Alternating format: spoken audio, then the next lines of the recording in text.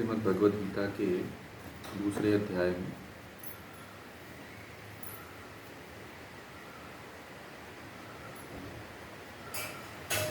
कल कितना हुआ था?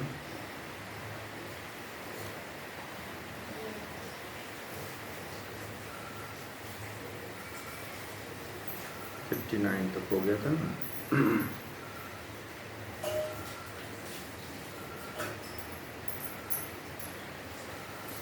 60वां करना है, ठीक है।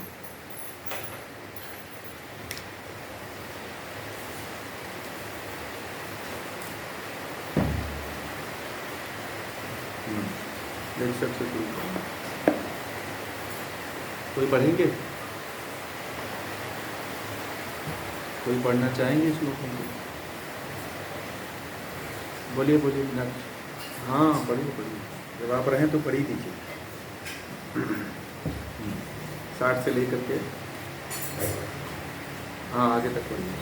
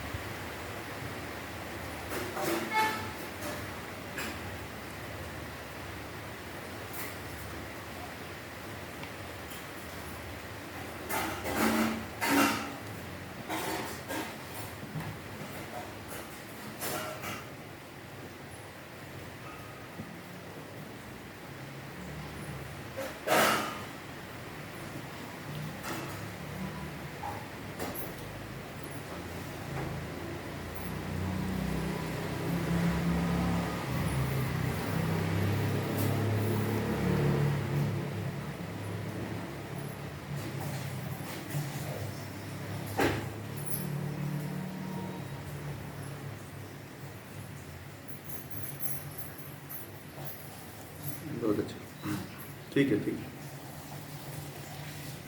जी।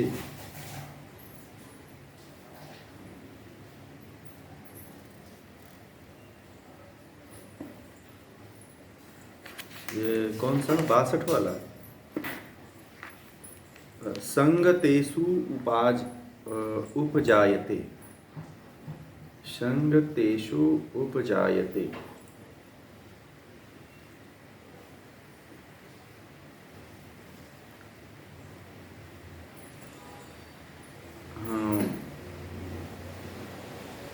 उपजायते, उपजायते है ना। उपजायते संगात संजायते, कामः कामात् क्रोधः अभिजायते, ऐसा है ये।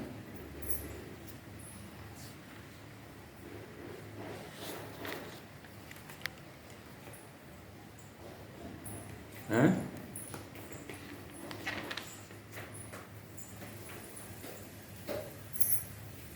आओ उसको बोल देते हैं। हाँ आ लगा के ही बोल देते हैं। चलिए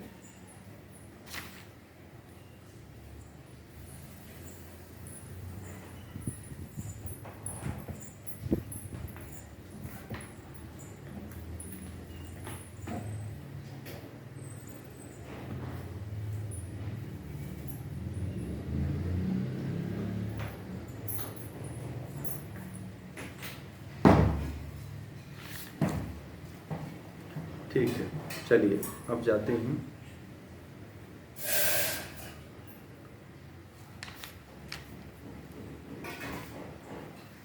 कहते हैं कि हे कुंती के पुत्र अर्जुन, इसलिए इन सब इंद्रियों को वश में करके युक्त होकर मेरे साथ जुड़कर मत पर होकर मुझ में ही रम कर बैठे।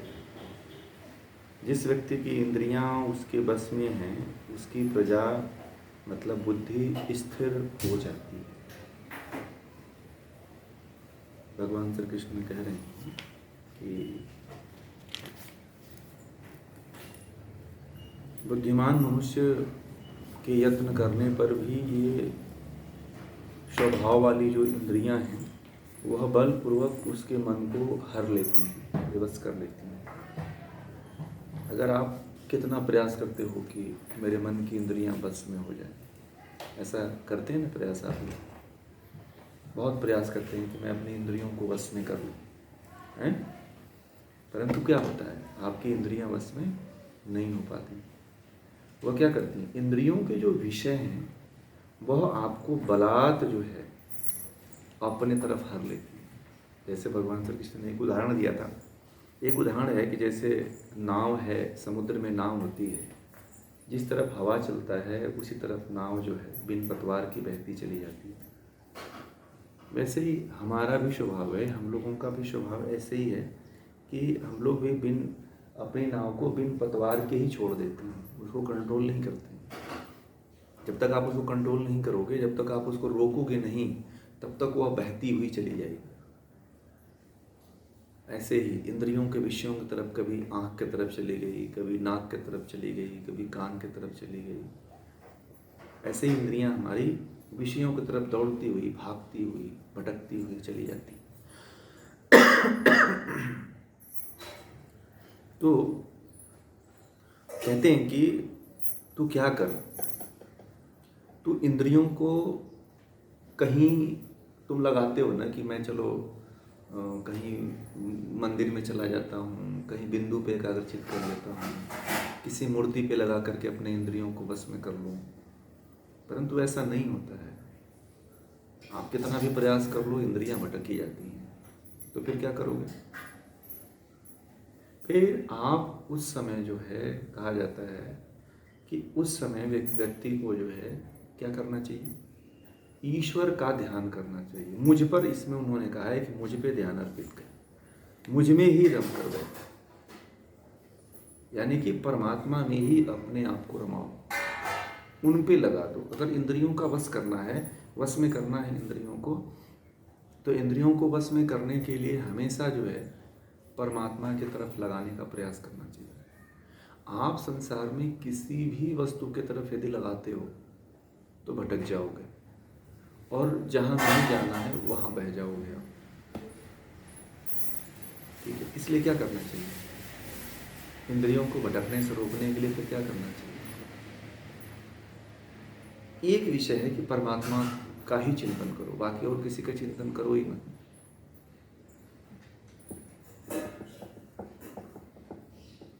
ठीक है, मतलब आपके केंद्र में क्या होना चाहिए, आपके सेंटर में क्या होना चाहिए। आप कहीं पे भी, जैसे बकरी को बांध दो, जैसे क्या होता है, जैसे गाय बंधी हुई है, खूंटे में बंधी हुई होती है ना। अगर गाय खूंटे में बंधी रहे, अब उसके चारों तरफ घूम घूम करके चर भले ले, परंतु अपने केंद्र में बंधी रहती है, तो कहीं जाती नहीं है। जाती है क्या? नहीं जाती है। ऐसे ही आपके अपने आप को किसके केंद्र में बांधो? आपका खूंटा कौन है? परमात्मा है, ईश्वर है। तो आपके केंद्र में ईश्वर होना चाहिए,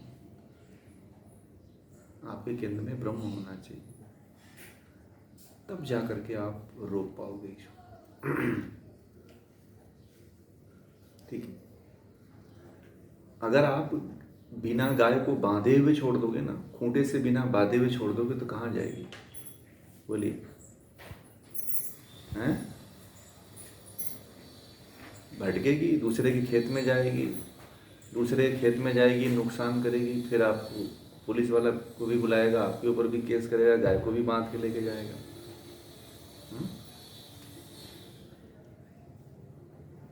तो गाय को डंडा मारने से कुछ होने वाला है क्या? आपको गाय चराना है तो उसको खूंटे में तो बांधना पड़ेगा ना।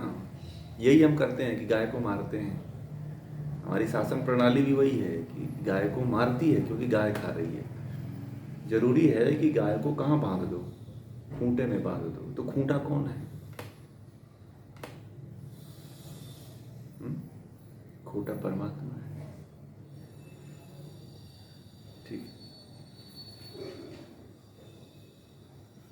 छोटा परमात्मा है, तो हमेशा अपने आप को ईश्वर में, परमात्मा में अपने आप को बांधे रखो। चाहे ध्यान करो तो, चाहे कोई काम करो तो, चाहे कुछ भी करो। कबीरदास जी ऐसे ही करते थे। कबीरदास जी के बारे में सुना है आप लोगों ने? कबीरदास जी डेली जो है कपड़ा बुनते थे और ले जाकर के उसको बाजार में बेचते थे, है ना। जीवन ज्वलंत उदाहरण है हमारे सामने। अभी जल्दी ही कबीरदास जी हुए हैं। तो वो क्या करते थे, जब ईश्वर की जब साधना करते थे तो कपड़ा भी बुनते रहते थे और ध्यान उनका परमात्मा की तरफ ही रहता था, ईश्वर की तरफ ही रहता था उनका ध्यान। ठीक है। तो इसलिए आप लोग भी कोई भी काम करते हो, घर का, परिवार का, बच्चों का या समाज का या किसी और जिसका भी करना चाहते हो, तो कहाँ बांधो आप अपने आप को? परमात्मा में अपने आप को हमेशा बांध के ही रखना चाहिए, छोड़ना नहीं चाहिए, नहीं तो भटक जाओगे। इंद्रियां कहाँ भटका के लेके चली जाएंगी, कितना दूर लेके चली जाएंगी आपको नहीं पता।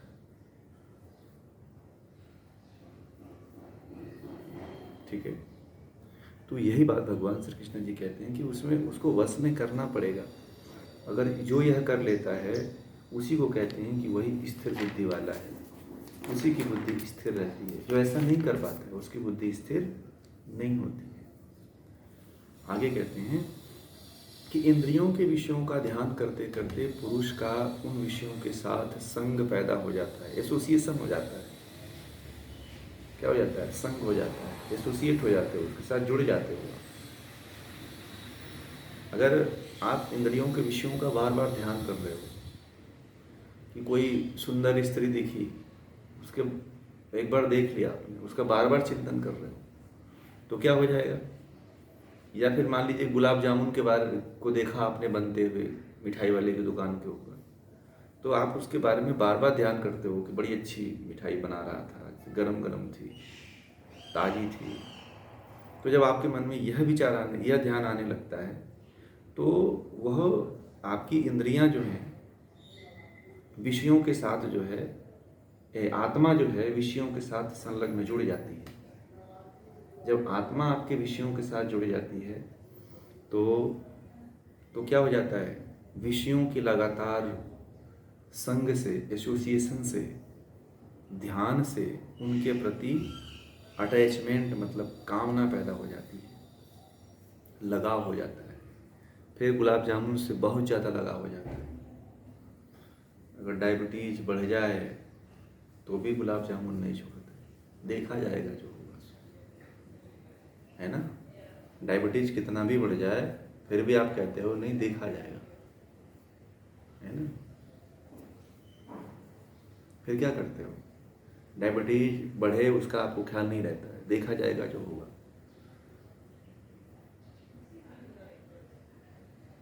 यही हाल होता है। फिर आपका उसके साथ संग हो जाता है, अटैचमेंट पैदा हो जाता है। और जब कामना पैदा हो जाती है, जब व्यक्ति के भीतर जो है विषयों के प्रति कामना हो जाती है, तो कामना के बाद जब उसकी पूर्ति में बाधा पड़ती है तो क्रोध उत्पन्न होता है। देखिए कहाँ से क्रोध उत्पन्न होता है, इसको ज़्यादा समझ लीजिएगा। क्रम है, एक सीक्वेंस है। इंद्रियों के विषयों का ध्यान, इंद्रियों के विषयों का ध्यान, उसके बाद से उसका संग, आत्मा और इंद्रियों का संग हो जाता है। जब आत्मा और इंद्रियों का संग हो जाता है तो कामना पैदा होती है, अटैचमेंट हो जाता है। और जब अटैचमेंट हो जाता है, तो जब अटैचमेंट मतलब कामना पूरी नहीं होती है तो क्रोध उत्पन्न होता है। क्या होता है? तब व्यक्ति के भीतर क्रोध उत्पन्न होता है। क्रोध यहाँ से उत्पन्न होता है। ज़्यादा अटैचमेंट आप किसी के साथ करोगे ना तो यही होता है। जैसे आजकल के पति पत्नी में रिश्ते खराब क्यों हो जाते हैं? एक आध महीने तो सही रहते हैं, पूरा जीवन ऐसे ही चलता है, क्रोध में, खींचातानी में, है ना। क्यों? क्योंकि बहुत ज़्यादा अटैचमेंट हो जाता है। और बहुत ज़्यादा अटैचमेंट होने के कारण ऐसा होता है। बहुत ज़्यादा अटैचमेंट होने के कारण इस तरह की घटना घटित होती है। क्रोध उत्पन्न होता है, झगड़े होते हैं, तलाक हो जाते हैं, मारपीट होता है, गाली गलौज होते हैं, सब कुछ होता है। तो भगवान श्री कृष्ण गीता में बार बार एक ही बात कहते हैं कि अटैचमेंट से दूर रहो, है ना। बार बार इस बात को कहते हैं कि अटैचमेंट से दूर रहो। परंतु क्या आप लोग अटैचमेंट से दूर रहते हो? नहीं। एक तो परिवार की बात छोड़ दीजिए, एक वस्तु से भी अटैचमेंट हो जाता है, बार बार उसका उपयोग कर रहे। कपड़ा पहनते हो ना, तो कपड़े से भी अटैचमेंट हो जाता है। अगर कोई आपका कपड़ा कोई उस कपड़े को कोई चुरा लिया, कोई फाड़ दिया, तो फिर उसके प्रति क्रोधित हो जाते हो कि अरे तूने मेरा कपड़ा फाड़ दिया, या कपड़ा चुरा लिया, या ऐसा किया, वैसा किया, तो फिर क्रोध उत्पन्न होता है। भगवान श्री कृष्ण कहते हैं कि जब क्रोध से अत्यंत मूढ़ भाव पैदा हो जाता है, जब क्रोध उत्पन्न होता है तो क्रोध से मूढ़ता पैदा होती है, मूर्खता पैदा हो जाती है। व्यक्ति, मूढ़ता का मतलब होता है कि व्यक्ति के अंदर सोचने समझने की क्षमता नहीं रहती है, ऐसा मूढ़ हो जाता है वो। ठीक है। और जब वह उसके अंदर सोचने समझने की स्थिति नहीं रहती है, मूढ़ भाव जब आ जाता है, तो उसके अंदर से स्मृति में भ्रम उत्पन्न हो जाता है, स्मृति का नाश हो जाता है, याद कुछ नहीं रहता है, स्मृति का नाश होता है। और जब कहते हैं कि स्मृति का नाश होता है, स्मृति में भ्रम हो जाता है, तो बुद्धि का नाश होता है। जब स्मृति का नाश होता है तो बुद्धि का नाश होता है। और कहते हैं कि जब बुद्धि का नाश हो जाता है तो व्यक्ति का सर्वनाश हो जाता है, तो व्यक्ति बचता ही नहीं है। अब आपको इंद्रियों के विषयों की कहानी पता चली, ये तो पता आप लोगों को चल गया ना कि इंद्रियों के विषय हमें कहाँ लेकर के जा रहे हैं। बोलिए, इंद्रियों के विषय आपको कहाँ लेके जा रहे हैं, ये तो पता चला कि नहीं चला? कहाँ लेके जा रहे हैं? मौत के मुंह तक लेके जा रहे हैं। इंद्रियों के जो विषय हैं आपको मौत के मुंह तक लेकर के जा रहे हैं।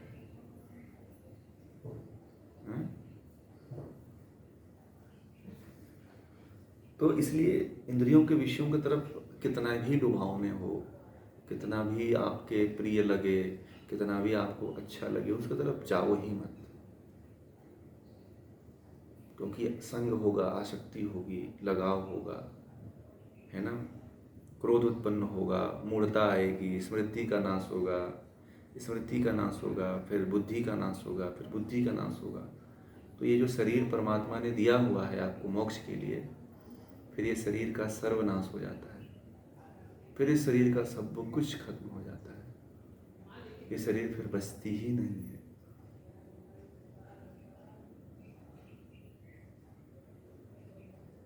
ठीक है, ऐसा होता है। तो अब इससे आप लोगों को सीखना चाहिए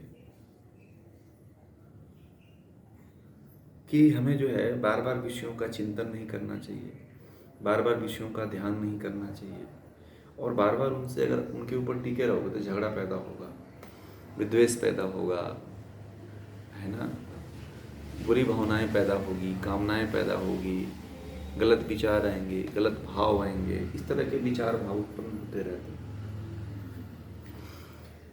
इसलिए जो योगी होता है वो इन सब चीज़ों में नहीं फंसता है, जो समझदार होता है, जो स्थिर बुद्धि वाला होता है, वो इंद्रियों के विषयों की तरफ जाता ही नहीं, इंद्रियों के विषयों में फंसता ही नहीं है।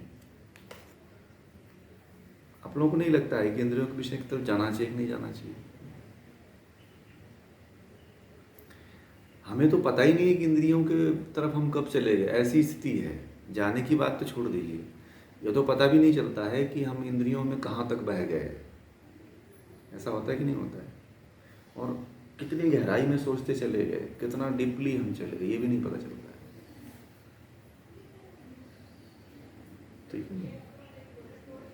और आगे कहते हैं कि जो व्यक्ति राग द्वेष से रहित होकर अपनी इंद्रियों को अपने वश में करके अपने अंतःकरण को विशेष प्रकार से बनाकर शिक्षित करके संसार के विषयों में विचरता है, वह प्रसन्नता को प्राप्त होता है। मतलब ये है कि अब इसमें कह रहे हैं कि राग मतलब विषयों के प्रति आसक्ति, लगन, तथा द्वेष मतलब किसी से बैर, किसी से दुश्मनी से रहित एवं वश में हैं इंद्रियां जिसकी, ऐसा पुरुष विषयों को भोगता हुआ भी संतोष तथा प्रसन्नता को प्राप्त होता है।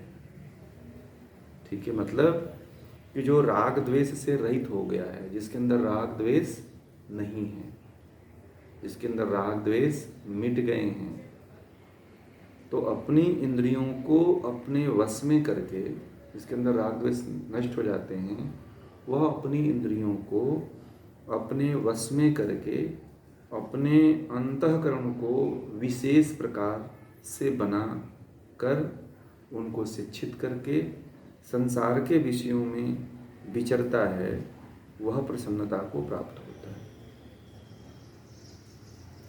तो राग द्वेष को पहले हटाइए, अपने अंदर न किसी के प्रति क्या रखिए, न किसी के प्रति बहुत ज़्यादा लगाव रखिए, न किसी के प्रति बहुत ज़्यादा वैर रखिए, दुश्मनी भी मत रखिए।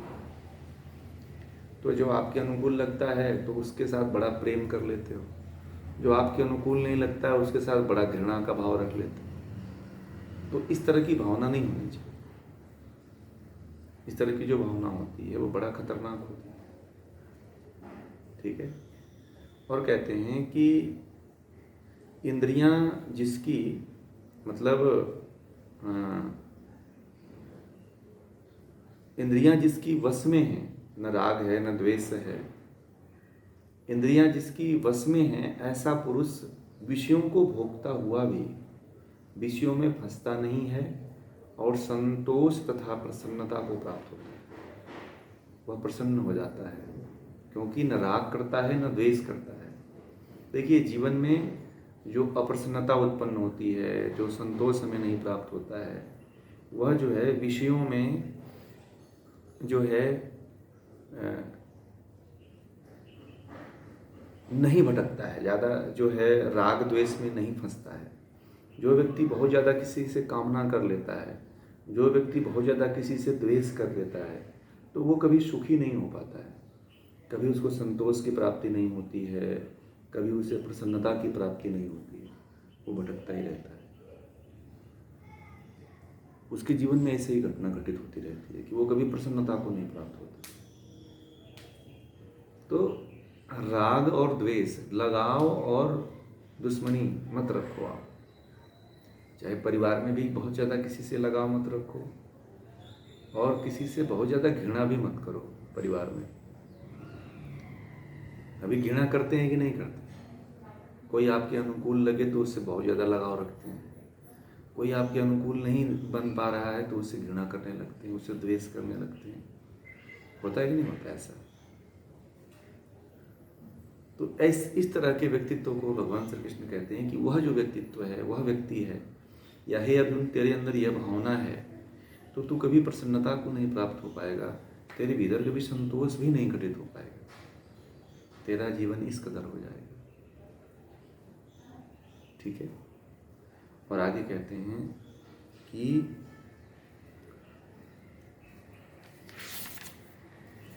जब मनुष्य प्रसन्नता में, प्रसाद के भाव में रहने लगता है, तब उसके सब दुख दूर हो जाते हैं। प्रसन्न चित्त वाले व्यक्ति की बुद्धि शीघ्र ही स्थिर हो जाती है। देखिए, प्रसन्नता कितनी अच्छी है। अगर आप हमेशा प्रसन्न रहोगे ना तो क्या होगा, आपकी बुद्धि स्थिर हो जाएगी। इसलिए हमेशा प्रसन्न रहने का प्रयास करना चाहिए।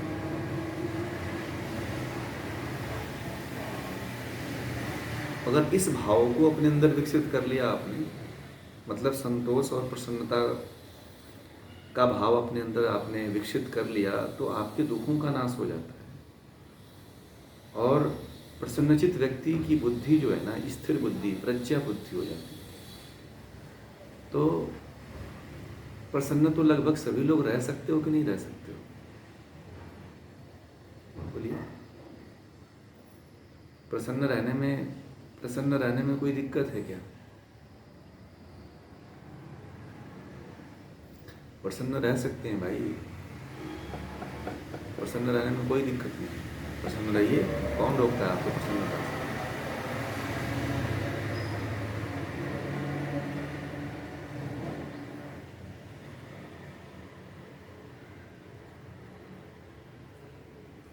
तो आप क्या करिए, अभी जो श्लोक अभी बताया भगवान श्री कृष्ण ने कि हम ट्राई करते हैं परंतु नहीं रह पाते हैं, तो इसके लिए कहा कि आप किसी के प्रति कामना ही मत रखो, राग मत लगाओ, किसी से बहुत ज़्यादा राग मत रखो, और किसी से बहुत ज़्यादा घृणा मत करो, आप द्वेष मत करो, उससे दुश्मनी मत लो, बस आप हमेशा प्रसन्न रहोगे। आप एक बैलेंस रूप में चलो। बहुत ज़्यादा अगर किसी से प्रेम करते हो ना, अगर थोड़ा सा आपकी बात को नहीं माना ना वो, तो फिर आप क्रोधित हो जाओगे, आप फिर आपका मन दुखित हो जाएगा। फिर अगर आप लगाव लगाओ, अगर लगाव लगाना ही है तो उससे कोई कामना मत रखो।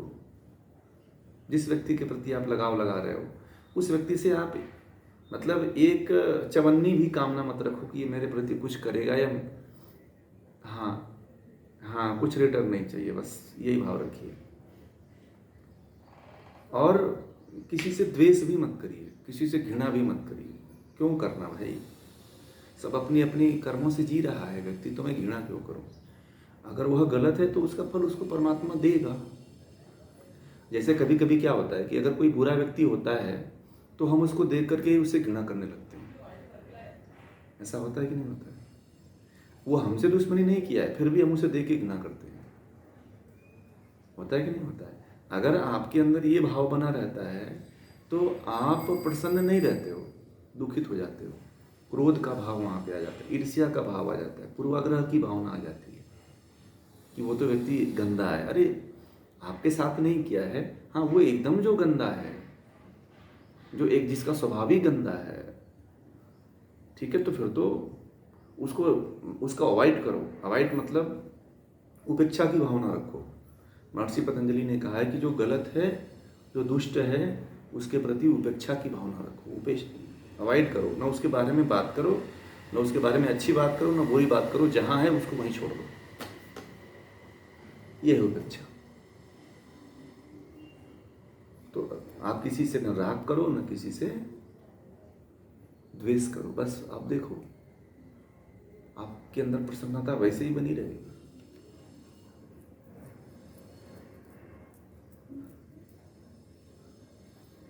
प्रसन्न हुआ जा सकता है अगर आप बहुत ज़्यादा देखिए। प्रसन्नता का मतलब कहाँ से आ रही है? प्रसन्नता तभी मिलती है जब कामना और राग रखे हुए हो, आप किसी के प्रति राग प्रेम लगा अटैचमेंट किए हुए हो।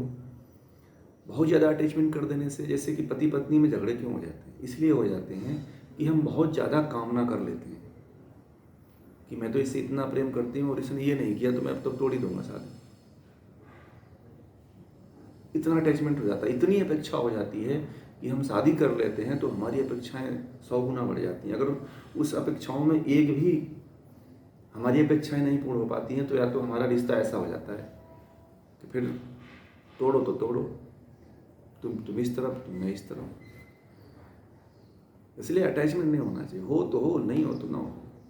ऐसा भाव अगर आप कर लेते जीवन में, देखिए आज का जीवन ऐसा हो गया है, मैं आप लोगों को बता दूं कि फ्री होने की ज़रूरत है। आजकल इतनी बीमारियां हो गई हैं, हाइपरटेंशन हो गया है, इतना तनाव आदमी के अंदर हो गया है कि आज के समय में हर व्यक्ति को अटैचमेंट से दूर ही रहना चाहिए, लगाव लगाना ही नहीं चाहिए।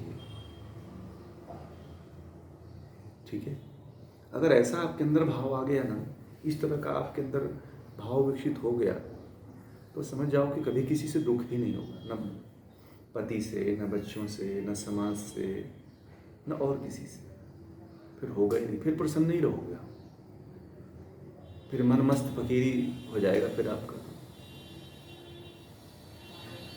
तो प्रसन्न रहने का प्रयास करिए। और कहते हैं ना कि जो प्रसन्न हो जाता है वह स्थिर बुद्धि वाला हो जाता है, फिर मस्त मौला हो जाता है। उसको फिर किसी व्यक्ति की और किसी अन्य वस्तु की आवश्यकता नहीं होती। ठीक है, चलिए अब आगे पढ़िए और 5 श्लोकों को पढ़िए मीनाक्षी जी।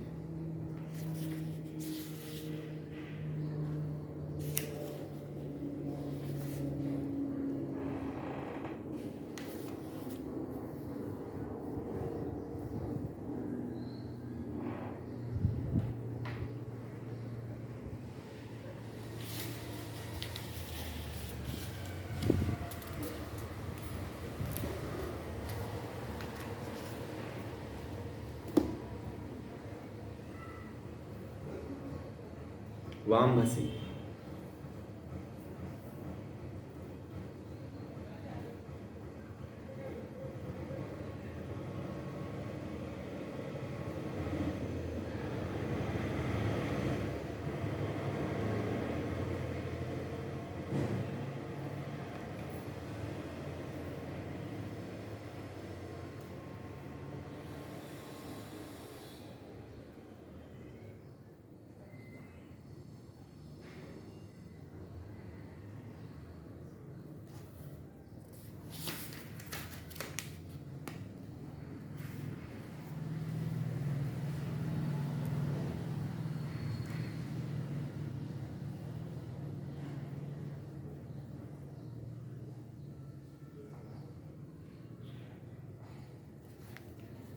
मापनोति काम काम। ठीक है, चलिए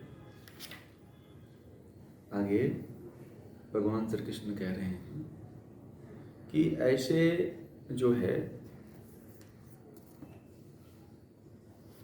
कह रहे हैं कि ऐसे अयुक्त जो ऊपर कहे हुए अनुसार जो है कर्म से संबंधित नहीं, ऐसे बुद्धि से रहित व्यक्ति में भावना मतलब कर्म करने की इच्छा नहीं होती और भावना रहित व्यक्ति के चित्त में शांति नहीं होती। अशांत चित्त व्यक्ति को सुख कैसे प्राप्त हो सकता है?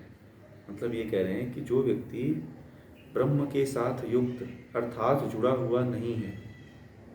देखिए भगवान श्री कृष्ण यहाँ पे बहुत अच्छी बात कह रहे हैं कि जो व्यक्ति परमात्मा के साथ में, ईश्वर के साथ में नहीं जुड़ा हुआ है तो उसमें स्थिर बुद्धि नहीं होती है। अब सब सारी बातों का एक बात आ गई, वही गाय को खूंटे से बांधना ही पड़ेगा। ठीक है, गाय को यदि खूंटे से बांध के रखोगे ना तो घाटा नहीं होगा, फायदा ही होगा। तो जो व्यक्ति ब्रह्म के साथ हमेशा जुड़ा रहता है उसमें स्थिर बुद्धि क्या होता है, बनी रहती है, भावना बनी रहती है। कर्म से संबंधित जो है, जो व्यक्ति ब्रह्म के साथ युक्त जुड़ा हुआ नहीं है उसमें भावना भी नहीं होती। जो जुड़ा हुआ परमात्मा से नहीं जुड़ा हुआ होता है उसके अंदर किसी प्रकार की भावना होती नहीं है, और जिसमें भावना नहीं होती है उसमें शांति भी नहीं होती, और जिसमें शांति नहीं होती है उसे सुख कहाँ से मिलेगा बताइए। इसलिए सारा जड़ कहाँ है बताइए? शांति का और प्रसन्नता का जड़ किसके पास है? सुख का जड़ किसके पास है? परमात्मा के साथ। इसलिए परमात्मा से आप लोग गीता पढ़ रहे हो, पता नहीं परमात्मा से आप लोग जुड़े हुए हो कि नहीं जुड़े हुए हो, है ना? कितना जुड़े हुए हो, कहाँ तक जुड़े हुए हो, ये समय बताएगा। परंतु हर समय जो है परमात्मा से जुड़े रहना आवश्यक है। हर समय परमात्मा से जुड़े रहना अति आवश्यक है। यदि आप परमात्मा से जुड़े हुए हैं तो कभी भी आपकी बुद्धि अस्थिर नहीं होगी, हमेशा आपकी बुद्धि स्थिर रहेगी। और जो ब्रह्म से जुड़ जाता है उसकी भावना जो होती है वह, जिसमें भावना नहीं होती है ना, जिसमें भावना नहीं होती है वह परमात्मा से भी नहीं जुड़ता है। और जो स्थिर हो जाता है तो उसकी भावना जो है, जो परमात्मा में जुड़ जाता है, जो ईश्वर में जुड़ जाता है, उसकी भावना भी स्थिर हो जाती है, शांति को प्राप्त होती है, प्रसन्नता को प्राप्त होती है, सुख को प्राप्त होती है। तो इसका पूरा सार यही है कि आप अपने आप को ब्रह्म से जोड़ के रखिए, परमात्मा से जोड़ के रखिए, ईश्वर से जोड़ के रखिए। यदि आप अपने आप को ईश्वर से जोड़ के रखे हो, परमात्मा से जोड़ के रखे हुए हो, तो आपको सुख और शांति दोनों मिलेगी। अब आप लोगों को लगता होगा कि ये कहाँ संभव है, ऐसा है क्या, या परमात्मा से क्या जुड़ा जा सकता है या नहीं जुड़ा जा सकता है? तो जुड़ा जा सकता है। जब आपको ज्ञान होगा तो परमात्मा से जुड़ेंगे, जब आपको ज्ञान नहीं होगा तो परमात्मा से कैसे जुड़ेंगे? नहीं जुड़ेंगे।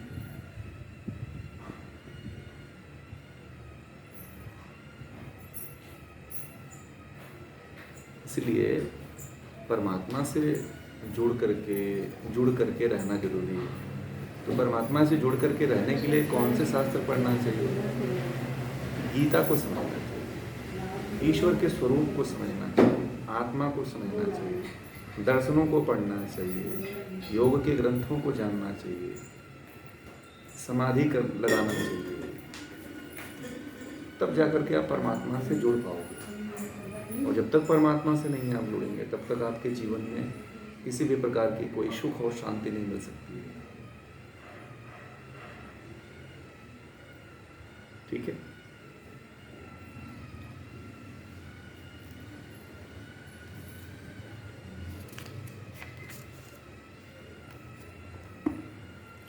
जब मन सांसारिक विषयों में भटकती हुई इंद्रियों के पीछे जाने लगता है, तब वह मनुष्य की मति को हर लेता है, जैसे वायु जल में नाव को बहा ले जाती है।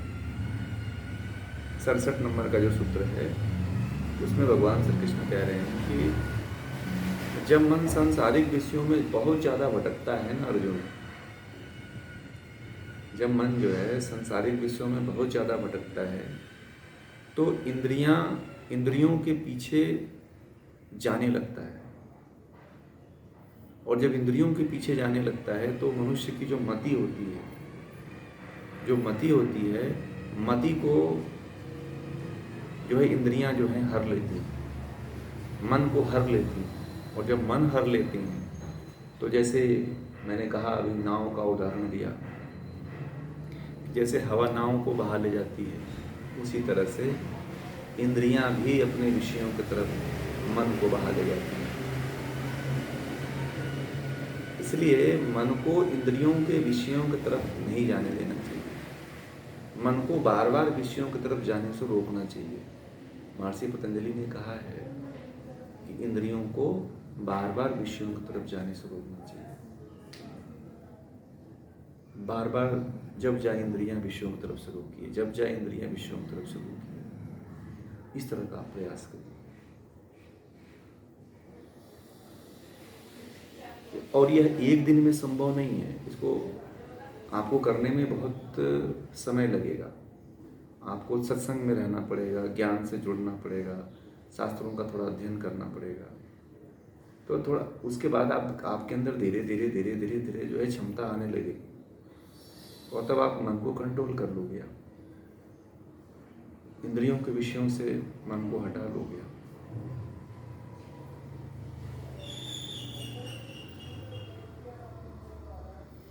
ठीक है ना।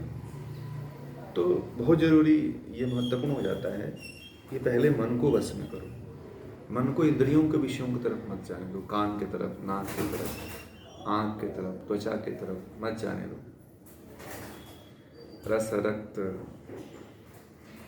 मेद मांस अस्थि, ये जो रस रक्त, ये जो शब्द स्पर्श रूप रस, इसके तरफ इंद्रियों को मत जाने दो। ये शब्द स्पर्श रूप रस गंध, यही जो है विषय है, और सबसे अधिक मनुष्य इसी तरफ भटकता है ना। आगे कहते हैं कि इसलिए हे महाबाहु, जिसकी इंद्रियों के विषयों से सब प्रकार से दूर खींच ली गई हैं, उसी की बुद्धि स्थिर समझनी चाहिए। मतलब आपकी इंद्रियां 5 हैं, 5 इंद्रियां 5 विषयों से अगर आपने खींच लिया, उनको नहीं जाने दिया, तो भगवान श्री कृष्ण कहते हैं कि उसी व्यक्ति को स्थिर बुद्धि कहा जाता है। उसी की बुद्धि स्थिर है समझो। नहीं तो फिर जिसकी बुद्धि भटक रही है, इधर उधर विषयों में भटक रही है, तो वो स्थिर बुद्धि वाला व्यक्ति नहीं है।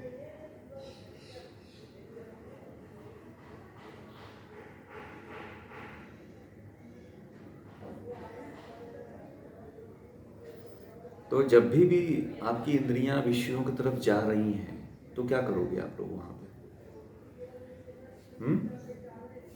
क्या करना चाहिए अगर इंद्रियां विषयों की तरफ भटक रही हैं तो, और बार बार जा रही हैं, तो फिर क्या करोगे?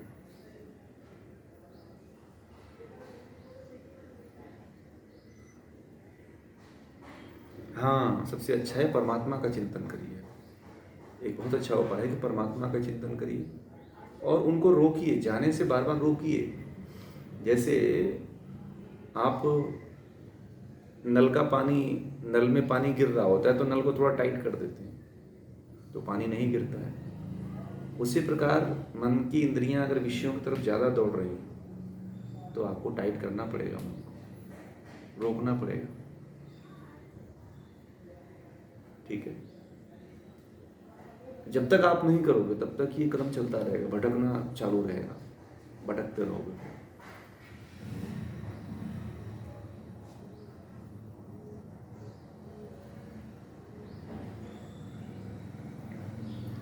और आगे कहते हैं कि सब प्राणियों के लिए जो रात होती है उसमें संयमी पुरुष जागता रहता है। जिसमें सब प्राणी जागते होते हैं वह आंखें खोलकर देखने वाला मुनि के लिए रात होती है।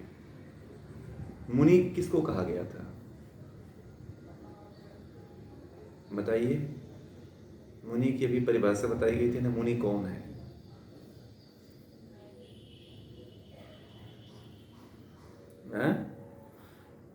नहीं नहीं, अभी नहीं अभी बताया था ना मैंने, अभी कल ही बताया था ना कि मुनि किसको कहते हैं। नहीं, मुनि का अलग एक श्लोक ही है। मुनि, मुनि कौन होता है? हैं?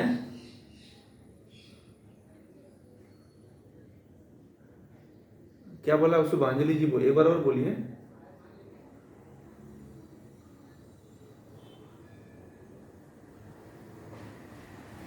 जो आसक्ति और भय से दूर होता है वह मुनि होता है। तो अब यहाँ पे बात आती है कि जो मुनि होता है, जब सब प्राणियों के लिए रात होती है तो उस संयमी पुरुष, उसमें संयमी पुरुष जागता रहता है। तो इसका मतलब आप लोग समझते हैं क्या?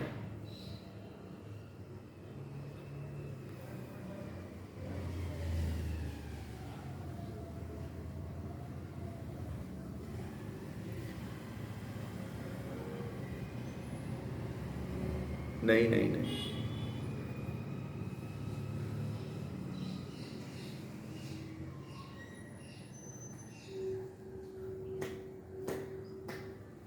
जब जिसकी जब सब प्राणियों के लिए जो रात होती है उसमें संयमी पुरुष जागता रहता है। तो अब बताइए, जब सब लोग सोते हैं तो मुनि जागता है, तो इसका मतलब आप लोग समझ रहे हैं क्या होता है? हैं? नहीं भाई,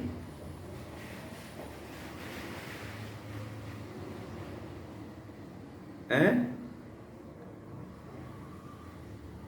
इसका मतलब होता है जीवन का बिना मूल्यांकन किए हुए संसार में डूबे रहने वाले व्यक्ति को जो है सोना कहते हैं। जो संसार में एकदम रमा हुआ है वह सोया हुआ है। ठीक है? जो विषय, जैसे तुलसीदास जी की कथा आती है कि तुलसीदास जी अपने पत्नी के मोह में इतना बावले हो गए थे कि उन्हें उसके रात में ही, घर बारिश हो रही थी और रात में ही निकल गए और नदी पार के निकल गए, नदी पार भी कर लिए। वो भी कैसे? मुर्दे पे चढ़ करके नदी को भी पार कर गए। उनको लगा कि नाव है। और उनके घर में पहुंचना, घर में ताला, घर में से अंदर से दरवाजा बंद था। कोई साधन नहीं था, देखे घर के पीछे से एक सर्प लटका हुआ था, उसको चढ़ करके उसको पकड़ के चढ़ गए उनके घर में। तो ये क्या था? ये सोना है कि जागना है? इसको क्या कहोगे? तुलसीदास जी सोए थे कि जागे थे? सोए हुए थे।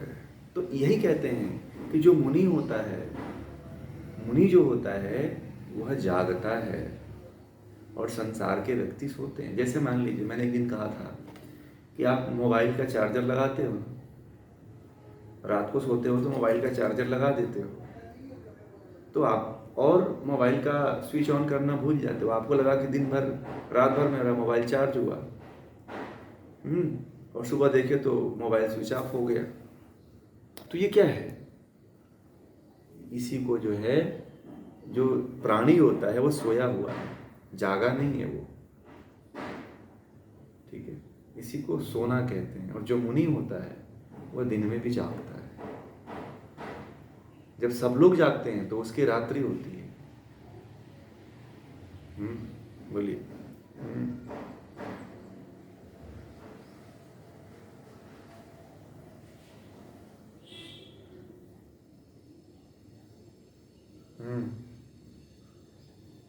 नहीं, उम्र के साथ नहीं होता है ये। ना ना, ये तो हर उम्र के साथ होता है। ये तो एक साक्षी भाव है। आप कौन से काम को कितना अवेयर होकर के कर रहे हो, एक तरह से इसको साक्षी भाव समझिए कि आप कितना जगे हो, होश में कितने हो आप। एक तो काम आप जो करते हो बेहोशी में करते हो, आपको पता ही नहीं, आदत के अनुसार खाए चले जा रहे हो। आपको भूख नहीं लगी हुई है, परंतु रात को भोजन जरूर करो क्योंकि आदत है। इसी को बेहोशी कहते हैं। आपको क्या सुनना है वो आपको नहीं पता है कि मुझे क्या सुनना चाहिए। आप जो भी फिल्म गाने आते हैं उनको सबको सुनते चले जाते हो, यही बेहोशी है। आपको क्या करना चाहिए क्या नहीं करना चाहिए इसका आभास आपको नहीं रहता है, सब कुछ करते चले जाते हो, यही बेहोशी है, ठीक है। इसी को बेहोशी कहते हैं। और जो मुनि होता है ना वो जागता रहता है, हर समय जागता रहता है। जब संसार के लोग जागते हैं ना तो वो सो जाता है। इसका मतलब समझे आप लोग?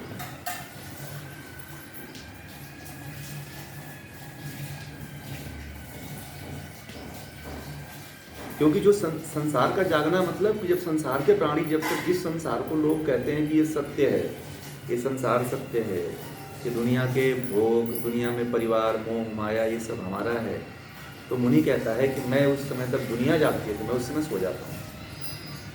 संसार के प्रति सो जाना, संसार की माया मोह के प्रति सो जाना, यह गुण जो होता है वह मुनि के अंदर होता है। वही मुनि है जो इस तरह का भाव रखता है।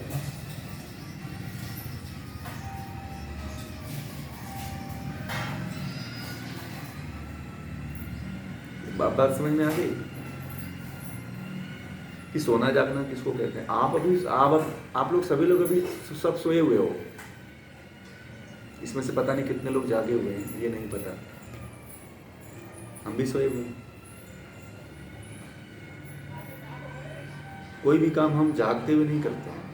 हम कहाँ जा रहे हैं, हमारे जीवन का उद्देश्य क्या है, हमें क्या प्राप्त करना है, क्या नहीं प्राप्त करना है, क्या सुनना है, क्या नहीं सुनना है, हम भटक रहे हैं। जो मिल जाए सामने उसी को करने लगते हैं, जो नहीं चाहिए उसी को ऊपर चलने लगते हैं। इस तरह का भाव हमारे अंदर आने लगता है।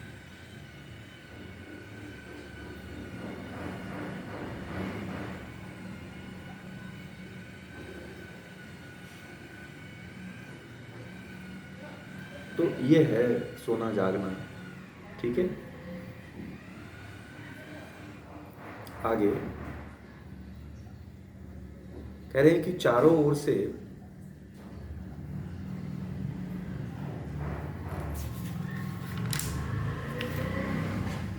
पानी भर जाने पर भी जिसकी मर्यादा अचल रहती है, ऐसे समुद्र में जिस प्रकार पानी प्रवेश करता जाता है, उसी प्रकार जिस व्यक्ति में सब विषय प्रवेश करते जाते हैं और समुद्र की तरह वह अचल रहता है, उसकी शांति भंग नहीं होती है, ऐसा व्यक्ति सच्ची शांति को प्राप्त करता है। जो कामनाओं, जो इच्छाओं के पीछे भागता है, जो कामी है, जो कामनाओं की कामना करता रहता है, उसे शांति प्राप्त नहीं होती।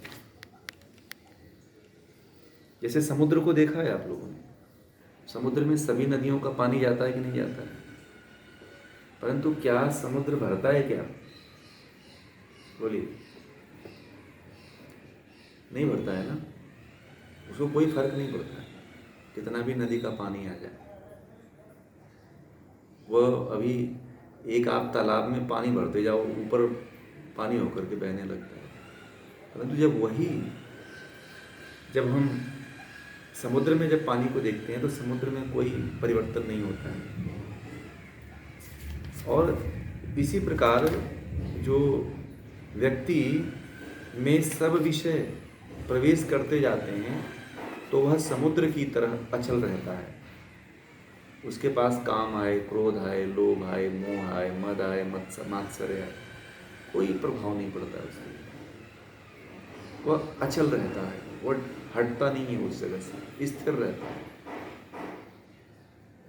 अगर आप लोगों के पास में अभी कोई भी इंद्रियों के विषय आ जाए, कोई बोल दे कि चलो चलते हैं, यहाँ ऐसा है, यहाँ पे ऐसा हो रहा है, तुरंत तैयार हो जाओगे, विचलित हो जाओगे।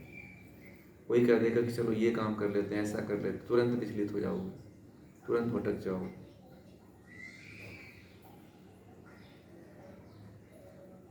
परंतु जो योगी होता है, जो अचल होता है, उसकी शांति भंग नहीं होती है। कोई भी विषय आए उसके ऊपर कोई प्रभाव नहीं पड़ता है। वही व्यक्ति जो है सच्ची शांति को प्राप्त होता है। लोग कहते हैं ना कि शांति कैसे मिलेगी, तो लोग ध्यान करते हैं और थोड़ा सा ध्यान कर लेते हैं, आधा घंटा 10 मिनट, तो कहते हैं कि अब मुझे शांति मिल गई।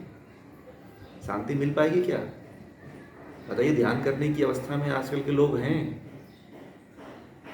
नहीं है। मैं इसीलिए तो कहता हूँ, जब तक ज्ञान नहीं होगा ध्यान कैसे करोगे? ध्यान करने के लिए ज्ञान होना जरूरी है।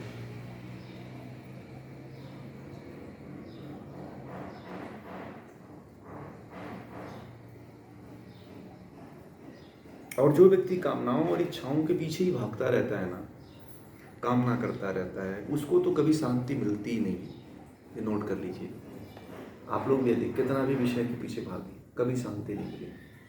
हमेशा शांत रहोगे, भटकते रहोगे, दुख में रहोगे, पीड़ा में रहोगे, कष्ट में रहोगे। ऐसा होता रहेगा आपके जीवन में।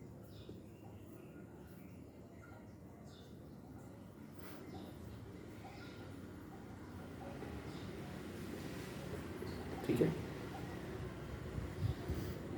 इसलिए इस विषय को यहीं पूरा करते हैं। कोई प्रश्न है तो बताइए।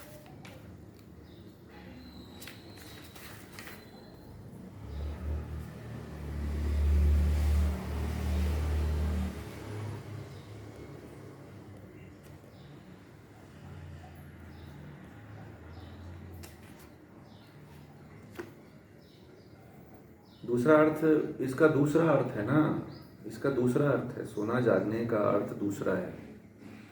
सोना जागने का मतलब होता है कि हर समय जागते रहो।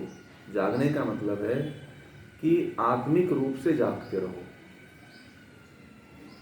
और सोना का मतलब है कि बेहोशी के रूप में आप कर्म किए जा रहे हो। क्या अच्छा है, क्या बुरा है, आपको कौन सा कर्म करना चाहिए, कौन सा कर्म नहीं करना चाहिए, सब किए चले जा रहे हो। यही सोना है।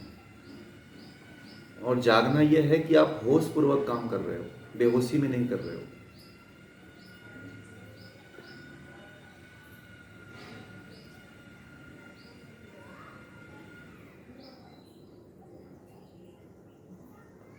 जी जी जी।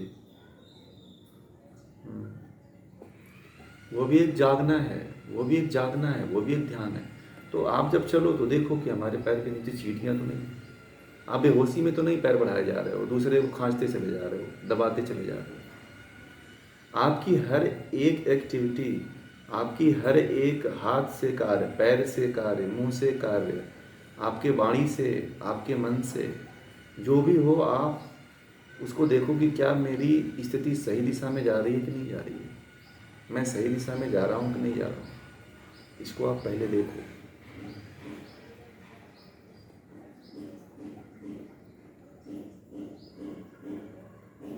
आवाज़ नहीं आ रही है पूनम जी, आपकी आवाज़ कट रही है। हाँ,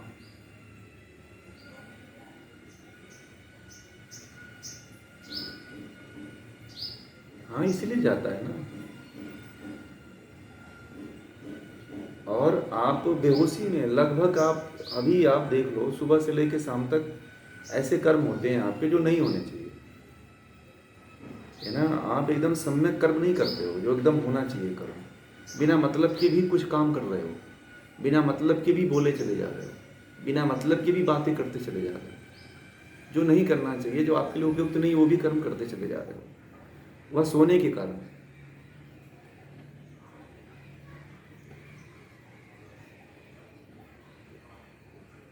नया दर्शन पढ़ाएंगे, नया दर्शन पढ़ाएंगे।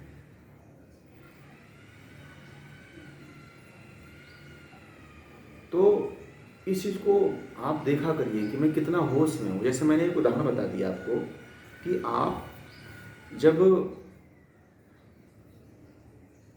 आपको खाना ही खाना होता है तो आप आदत के वशीभूत हो। आपको जो है दोपहर में भूख नहीं लगी, सुबह का नाश्ता कर लिया, भरपेट कर लिया है, आपको भूख लगी ही नहीं, फिर भी खाना बना के खाते हो। दोपहर में 12 बजे खाना है तो खाना, 1 बजे खाना है तो खाना है, फिर बीमार होते हो, फिर डॉक्टर के पास जाते हो, अरे मैंने दोपहर में खाना, तब से जब से खाना खाया हूँ तब से पेट दुख रहा है, वो गैस बन रहा है पूरा। डॉक्टर कहता है ठीक है, वो कुछ नहीं बोलता, दवा दे देता है। उसका इलाज आपके पास ही है, डॉक्टर के पास थोड़ी है, इलाज उसके आपके पास है, परंतु आप डॉक्टर के पास जाते हो। जब भूख लगे तब खाओ ना, जागे रहो ना, फिर आदत के वशीभूत आप लोग। आप ये देखो कि लगभग आप 90% कर्म केवल आदत के कारण करते हो, 90% जो है, जो भी काम करते हो वह सब आदत के कारण करते हो, और उसमें सो करके करते हो, हैबिट के कारण करते हो, बिना हैबिट के कोई काम नहीं करते हो। एक बार जो हैबिट हो जाती है ना, उसी हैबिट को बार बार दोहराते हो।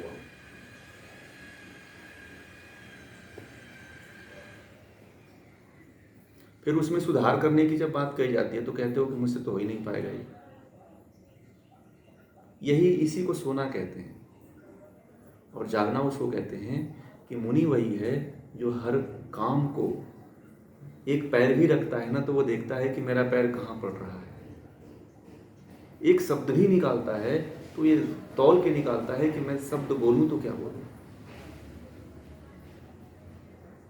मन को इंद्रियों की तरफ लेके जाता है तो एक मुनि सोचता है कि मेरी इंद्रियां कहीं गलत विषयों में तो नहीं भटक रही।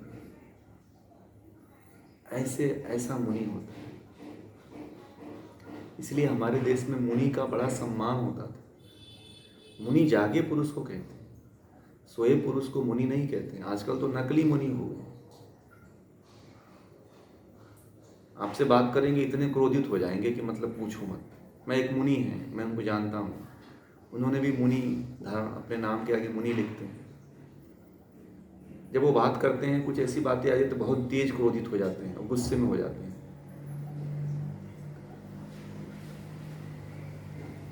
मुनि वो नहीं है। आपकी हर एक्टिविटी में जागना होना चाहिए, जागृत होना चाहिए, यही मुनि है। ठीक है।